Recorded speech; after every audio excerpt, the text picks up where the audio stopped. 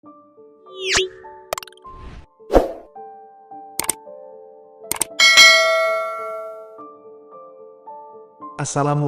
warahmatullahi wabarakatuh. Apa kabar sahabat cerita hikmah? Semoga kabar semuanya baik-baik saja.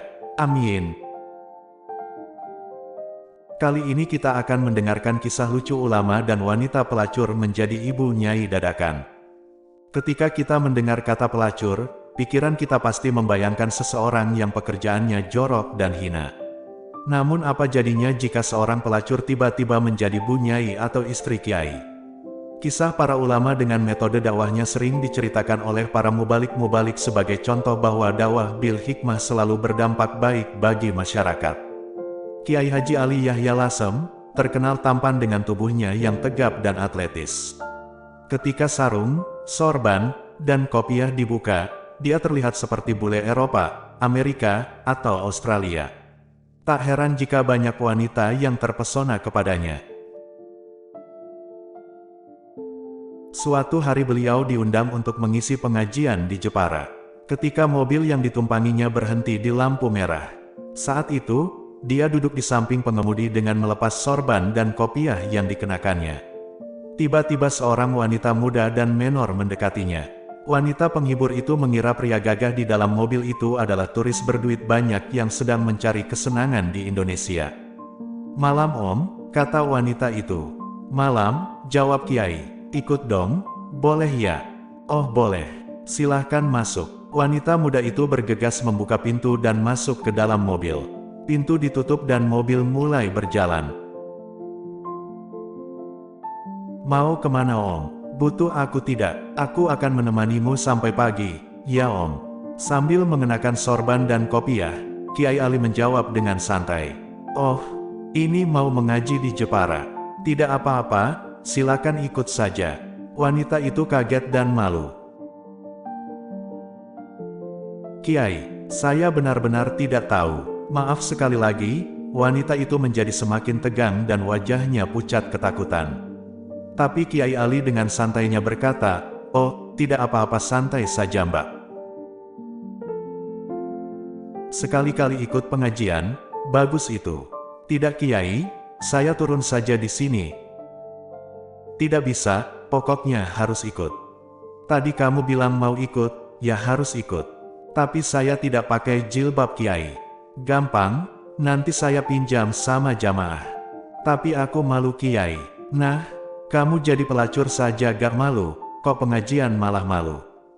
"Bagaimana Kiai? Saya takut Kiai." Wanita itu makin salah tingkah. Tadi bilang malu sekarang bilang takut. Dengan bijak Kiai Ali menenangkannya, "Sudahlah, santai saja."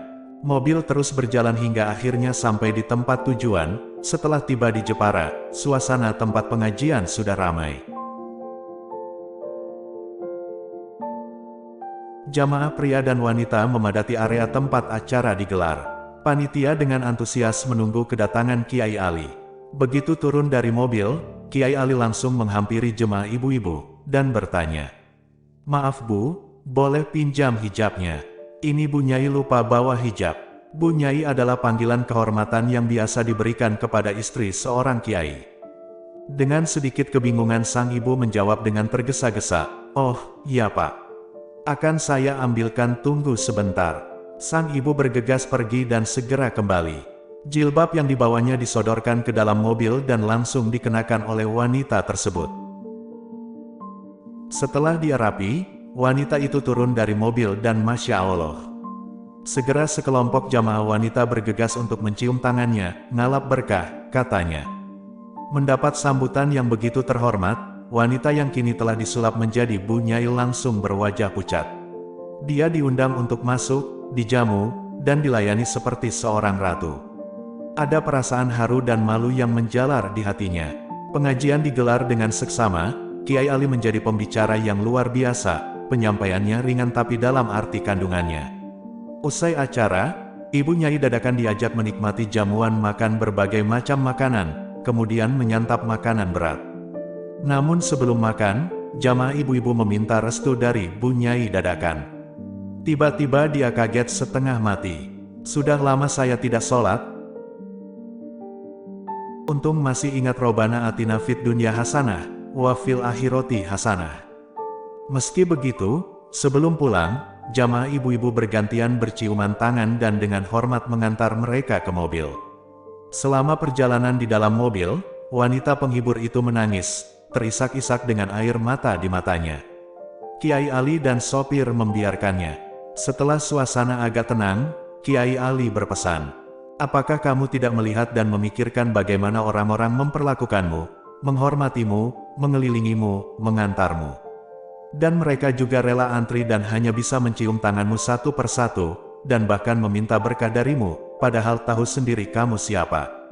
Wanita itu terus menangis, merasa terhina, sedih, dan sedih mengingat dosa-dosa yang telah ia lakukan selama ini.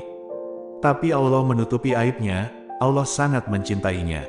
Hari ini, lanjut Kiai Ali, kamu dapat nasihat yang mungkin nasihat ini berharga selama sisa hidupmu.